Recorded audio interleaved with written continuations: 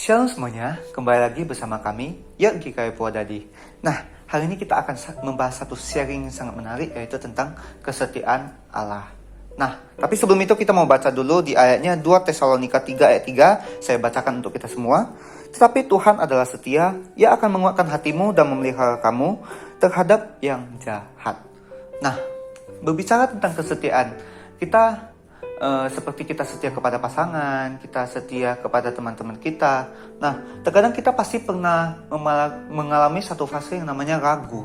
Kita goyah, kita meragukan setiap keputusan kita terhadap teman kita mungkin, atau terhadap pacar kita.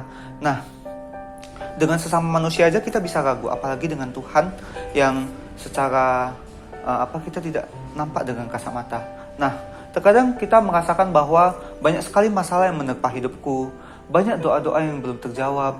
Kok kayaknya masalah ini gak selesai-selesai? Kok kayaknya Tuhan gak hadir dalam kehidupanku? Nah, kita terkadang sebagai manusia merasa bahwa Tuhan tidak hadir dalam kehidupan kita. Tuhan tidak turut bekerja dalam kehidupan kita. Nah, tapi satu hal yang perlu kita tahu, kalau misalnya Allah setia bukan berarti setiap masalah kita dapat ya udah langsung hilang saja, doa kita semua dijawab oleh Tuhan. Nah, bukan seperti itu. Nah, kesetiaan Allah itu hadir dalam kehidupan kita berupa Tuhan memelihara kita, Tuhan menguatkan kita, Tuhan menjaga setiap kehidupan kita supaya kita dapat tetap kudus dan tetap berkenan di mata Tuhan.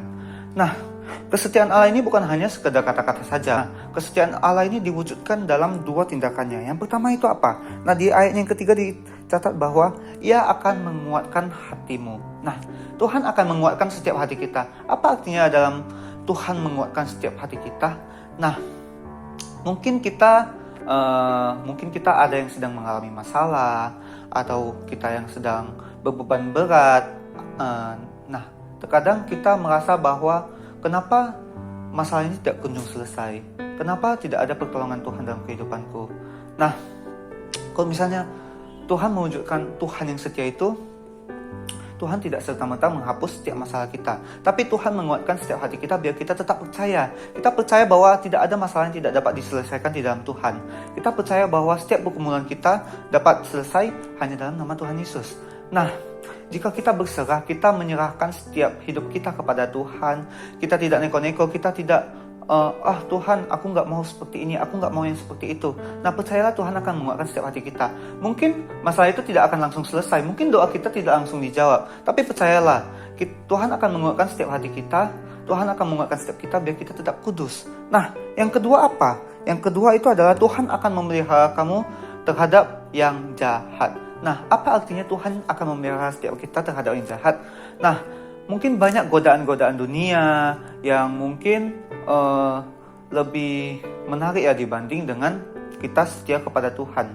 Nah, terkadang kita lebih perlu hasil yang instan daripada proses yang nyata. Nah, mungkin kita lebih suka, aku gak mau berusaha, aku cuma mau hasilnya. Prosesnya itu gak penting, yang penting itu hasilnya. Nah, percayalah bahwa mungkin kita mendapatkan hasilnya sekarang, tetapi konsekuensi kedepannya kita tidak tahu. Mungkin kita mendapatkan hasilnya sekarang, tapi konsekuensi kedepannya itu sangat berat. Seperti misalnya kita mengikuti pergaulan bebas. Nah, konsekuensi kedepannya itu tidak ada yang tahu. Mungkin kita bisa jatuh lebih buruk lagi ke dalam lubang itu. Nah, kita tidak dapat keluar lagi.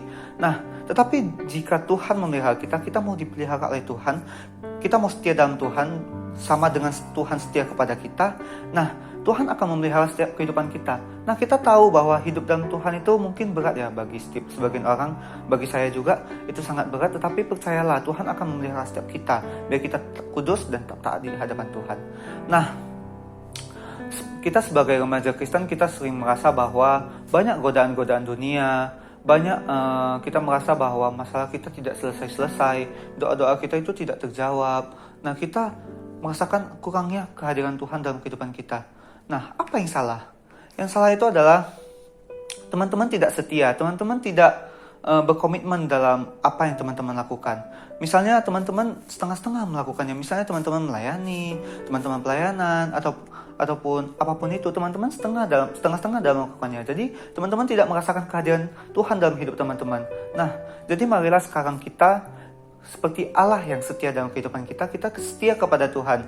Kita menyerahkan setiap hidup kita kepada Tuhan, biar kita dapat tetap kudus dan tetap berkenan di mata Tuhan. Nah, sekian sharing singkat kita pada hari ini. Terima kasih. Tuhan Yesus memberkati.